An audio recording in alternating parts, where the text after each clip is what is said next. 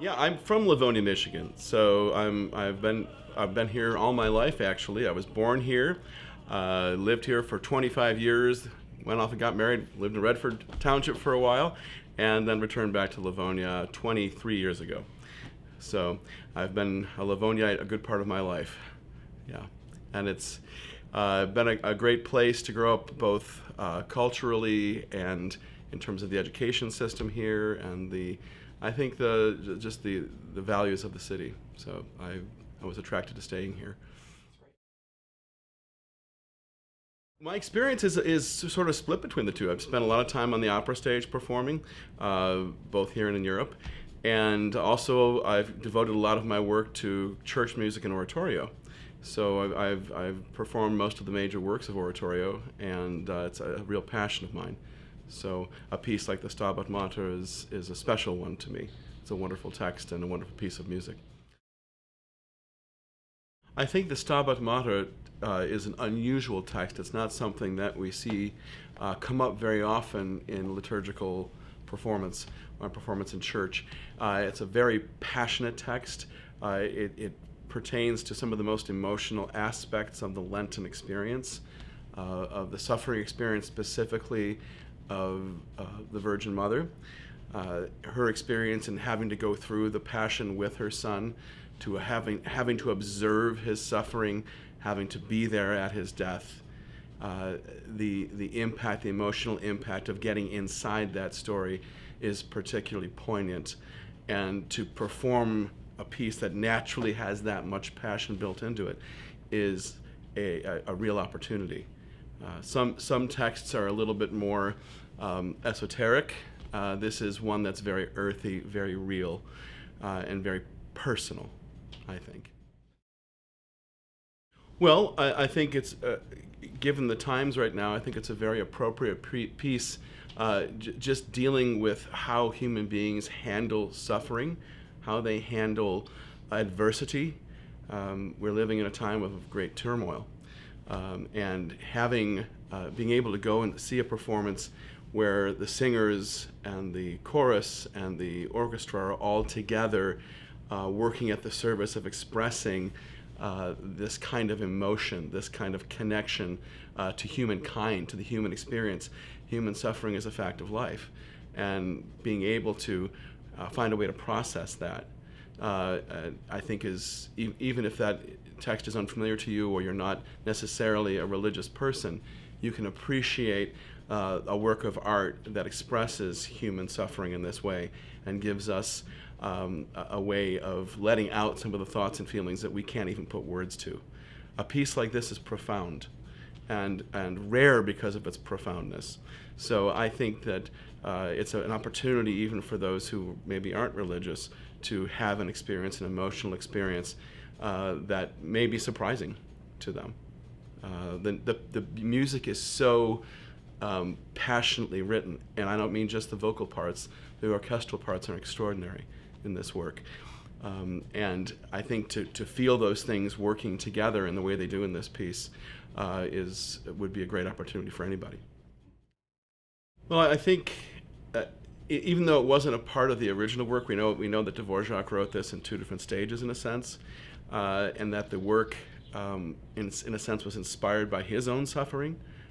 He lost a child, a little girl, and then he lost two children, a boy and a girl, just a year after that. So within 2 years, he lost all of his children. And within this period of his own great suffering, he wrote this work. And I think that his experience comes out through this music. I find the final movement particularly impactful. It's an explosion of joy, and you can almost imagine how cathartic this was for Dvorak as he wrote it, even though it came out in a sense after he experienced these things. It was a chance for him to, in a sense, put to music some of the thoughts and intense feelings he was having, and the hope, the joy of thinking that someday I will see them again. That is a real testament to his faith and to his walk in life. And I just think by the time we get to the Amen, and it's so incredibly explosive. The orchestra is doing incredible things. All the choir singers are doing all these amazing things. The soloists are singing from the bottom to the top of their range in a really beautiful way, and in unexpected ways. Some of the lines in this particular movement are very unusual. In other places in the piece, we have lines that are a little more predictable. Here, again, because it's an explosion of human emotion, the lines almost feel improvised. There are accidentals that appear suddenly out of nowhere, and there are key changes that appear measure by measure sometimes, and they're super exciting to listen to. If you can catch all those details as they're happening, it's a revelation, and you can see why this work really put Dvorak on the map as a composer. He had been doing pretty well up to this point, but this was such an obvious masterwork and incredible writing that it couldn't be ignored. So for me, that final work brings it all together. I mean, the whole thing is incredible. You know, there's a wonderful tenor solo, movement 7, in this piece, and it's such lovely music. It would be a little selfish of me to say that was my favorite because I'm involved, but it does have something special as well. Unusual in that the entire movement is sung either piano or pianissimo by the tenor. For a piece that's so passionate, it would be easy to have written something a little bit more out, but he's interacting with a male chorus, another unusual thing about this. There are very few choral works that break down an entire movement just for men's voices like this. And I think this is interesting because it forms a narrative from another perspective we don't often get in liturgical music, and that is coming specifically from the male side, observing Mary's suffering. You know, it's just a different perspective. I think the close harmony in that section is particularly beautiful. I think in a sense, the strophic nature of it is quite interesting. You hear the same melody in the tenor part repeated in the choral parts. It's comforting in a very palpable way. The text is dealing with, you know, wanting to experience the suffering that Mary is experiencing, experience it with her, and not just in the moment, but for the rest of our lives. So again, there's a profoundness in that. So I find that movement also very, very interesting and powerful. The church came to its 200th anniversary, so I was there performing with the groups there and singing. And it was my first time in the church, and I was just stunned by its natural beauty. A cathedral-like space. I hadn't expected it. I don't know what I was expecting. I think I was expecting a typical church, but this is more than a typical church. This is a wonderful building, and with such history in this region, St. Anne's being the oldest church in Detroit. And so being a part of that celebration was very special. There were a lot of dignitaries there, and a full chorus, and a number of soloists were there, and orchestral players, and so it was quite a celebration. And to be part of that was special. Yeah, so this is the first time I will have been back there since then. My first time singing with Angela was last year when we performed the Haydn and the Schubert together. We had a wonderful experience in that. I felt that the soloists and the chorus and the orchestra really came together in a powerful experience. And observing Angela sing, she sang with such gorgeous line, such beauty, and again, passion for what she was doing. It was a pleasure to sing with her. It was a pleasure to sit there and listen to her sing. So, and it's always an honor to work with people who are that committed to their art. And of course, she has quite a presence here in this city, and seeing her and hearing her live is a special experience. So, I think that as people come and hear this, they'll know what I mean. And her voice has a certain soaring quality to it that I think will be blessed by the space at St. Anne's, because it really does work with beautiful sounds very well, I think. Angela's also a very thoughtful person, an intelligent musician, one who works hard to prepare her music and it shows in her performance, I think, and in the commitment she has to what she does. Beth and Brandon are both also phenomenal singers.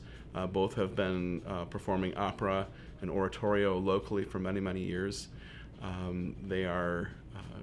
Brandon has a really special, rich bass baritone voice with wonderful, easy high notes, a rich, resonant middle voice, and a powerful lower voice.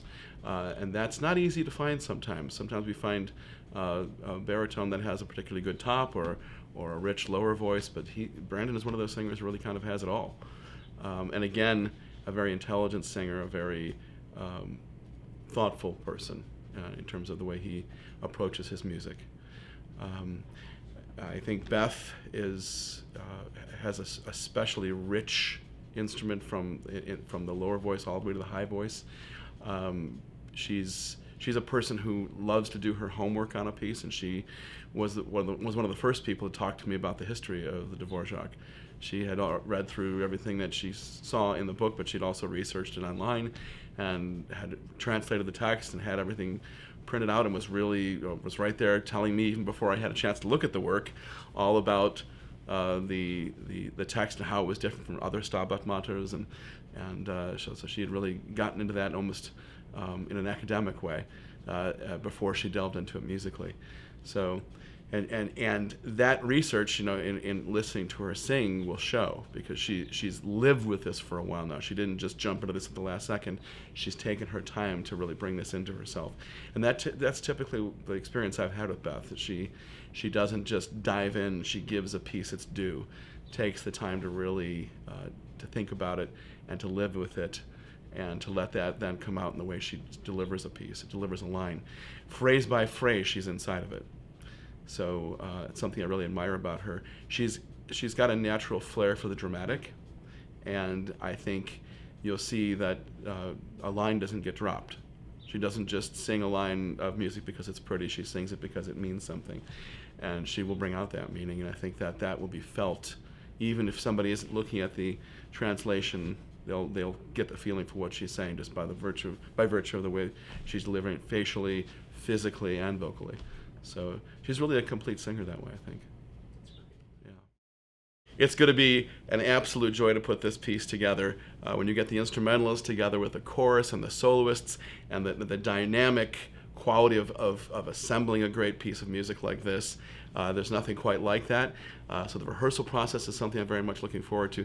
So I hope that you, those of you watching this right now, will consider coming to St. Anne's de Troyes, the oldest Catholic church in the city, and experiencing the Stabat Mater, a rarely performed work, and especially this work by Dvorak. It's a monumental masterwork, and it's a real experience to hear something like this live. There's nothing quite like hearing something this emotional, this passionate live.